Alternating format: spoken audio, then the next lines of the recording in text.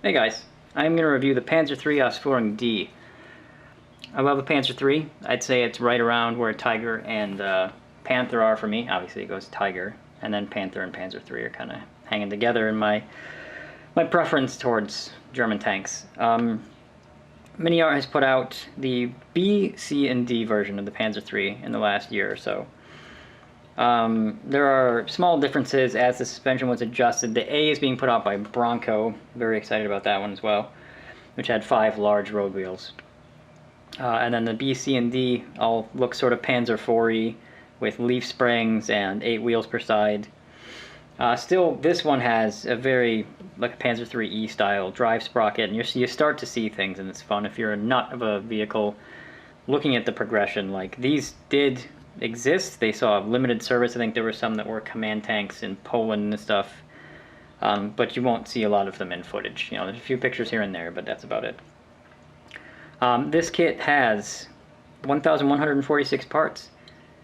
That's a lot. That's more than some of those old school Dragon Panzer IV, so this should prove to be my kind of kit, because I can geek out about the vehicle. I should know a ton about it by the time I'm done. So the instruction book in this one, also very large, full color. The sprue map is pretty massive. This thing has over 1,000 parts, so.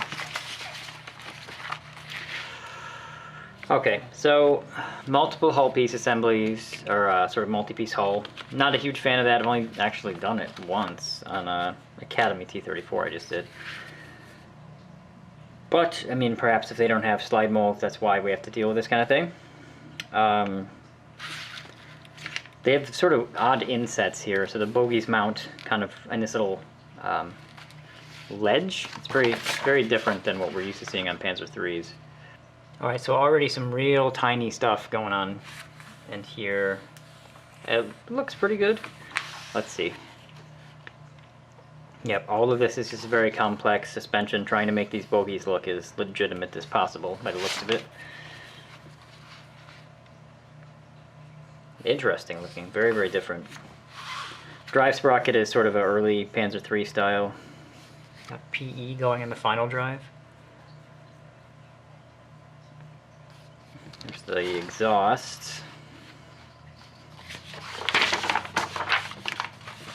Alright, so wheels, very Panzer IV-esque. I wonder why they're telling us not to glue this. Perhaps those work, I don't know.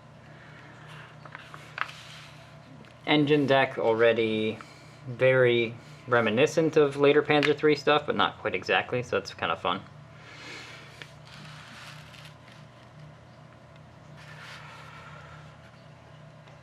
Similar to Dragon by the look of it. Not loving this little PE stuff on the vision slits, if that's what that is. That's strange. Looks like an MG mount.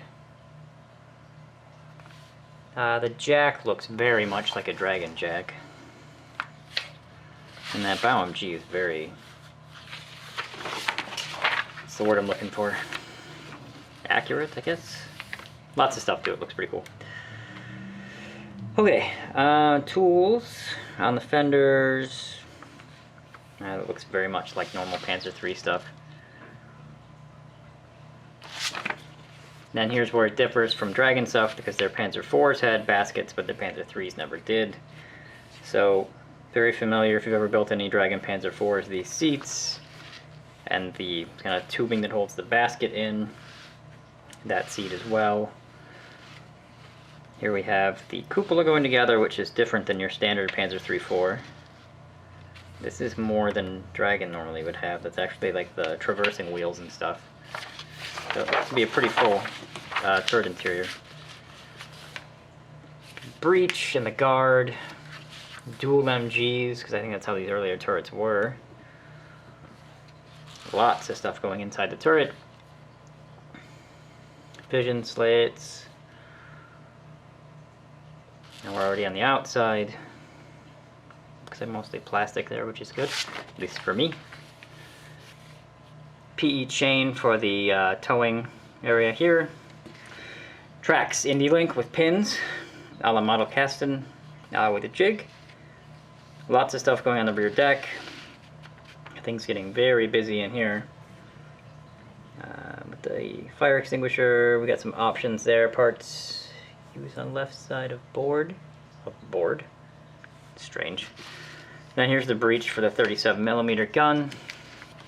Finally, we have the majority of the upper part of the turret with the lower end basket with the actual gun, mantlet, and cupola all going together. A couple of these front vision bits. And then antennas. They are giving us an option for up or down. Marking options. Oh, Panzer Gray. I would think that if it's 4041, that would be correct. Maybe you could do one in an earlier scheme with like the brown, reddish brown camo, but I don't know how accurate that is. I'll probably stick with just this. The decal sheet, I can't get much of a read on, as I haven't done MiniArt stuff. The markings are pretty sparse. A little yellow, which is kind of the early war stuff. Straight white Balkenkreuz, which is Poland. We also have the PE sheet, which is not gigantic. These look like they'd be for the underpart of the rear fenders, and the PE grills for the engine intakes. Anything else, I can't really identify at this point. Small, thin, kind of a little bit thicker than Dragon, maybe a teensy bit. Also clear parts, vision blocks, and a few light bulbs by the look of it. Seems okay. Nothing much to report there. We'll start with the tracks. So they come in a bag like this. And then you also have these sprues of pins. Along with that, you have a jig to line them up. If you've done anything like model casts and Randy Link workables, this will be familiar to you. It's just a little thing they fit in between. So detail-wise, the pins are going to look like pins, so there's not much to report there. So these are early war hollow guide horn Panzer III, IV style tracks. So there's some magic tracks.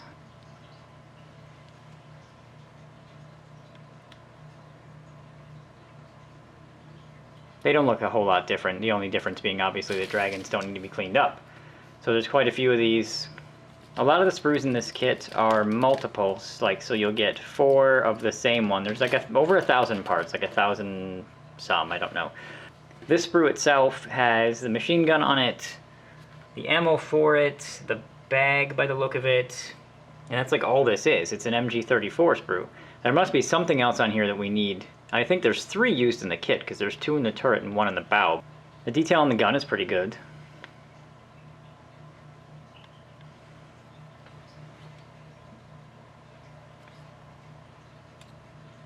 There's then 4 of this, which is the leaf spring for the suspension and a few other smaller bits.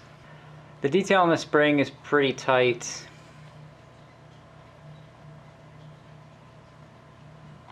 I'm not sure if I'm supposed to be able to see more here. The stepping here is fine, but it's crisp, but I would think you'd see the striations there. These little parts are very fine, very good. Then there's 2 of this sprue. This appears to be another sort of spring system. Not sure what the, maybe final drive. That looks like an early version of a final drive. Half a sprocket, some hatches, some tiny little bits. This stuff looks pretty good. It's a fire extinguisher on the thing that sometimes is PE and Dragon stuff, I think. Tow cable, eyelet. Looks like it has a hole in it, but it's very small.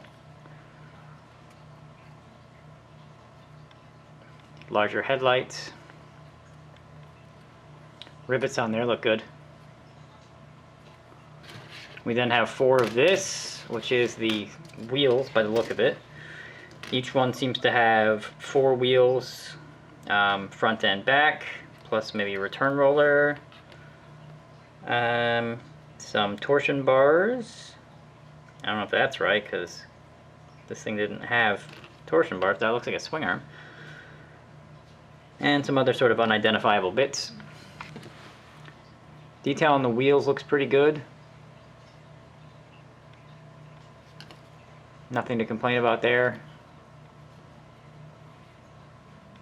All of this stuff looks alright.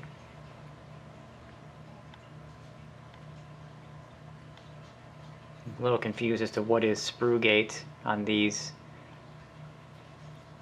There's the swing arm things. That's a fender support.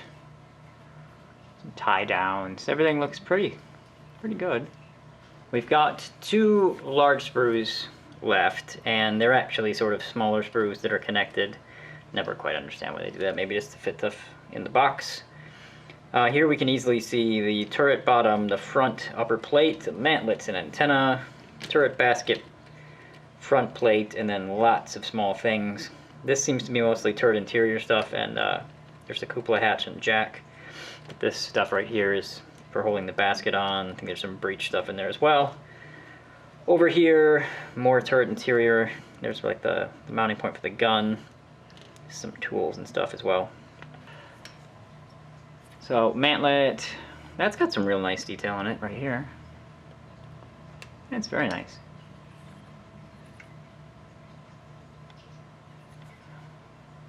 All these parts seem pretty good.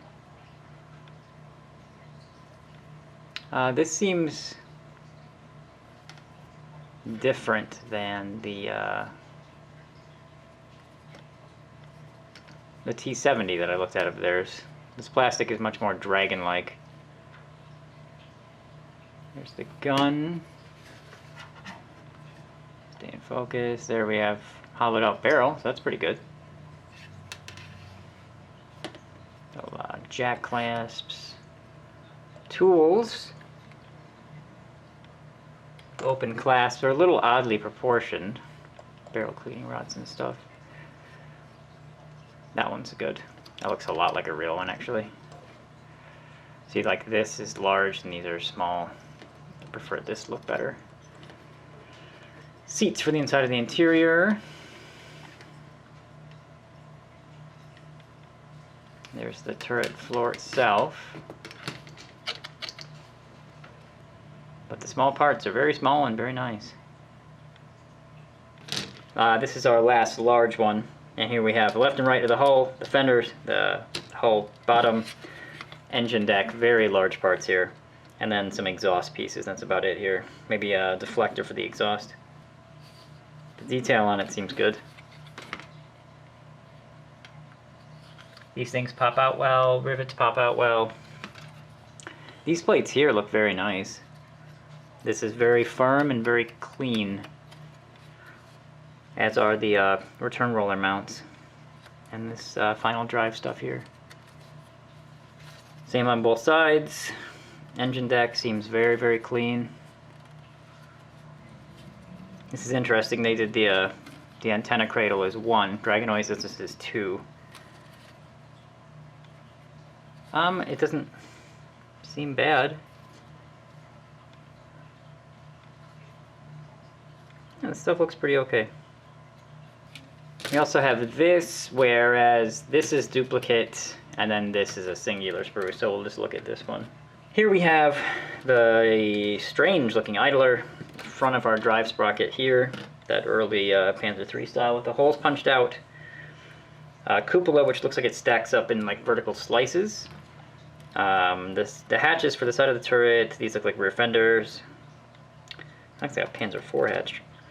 More engine deck hatches. All of this stuff, very nice.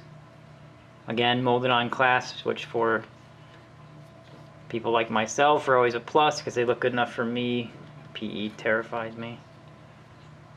Interesting, they have part of the vision blocks for these like molded on. It's a little strange.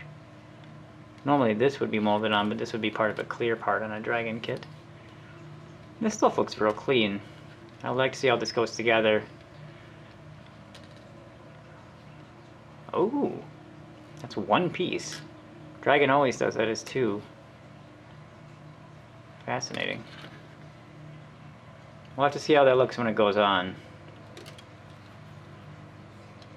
Down here, we've only got the anti-slip on one side. I've never understood why you have it on both sides anyway, but maybe that's just the way that they were manufactured. Maybe it was clamped from both sides.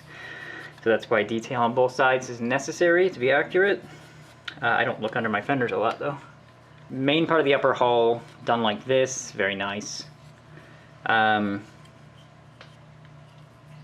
we do have visual stuff going on right here.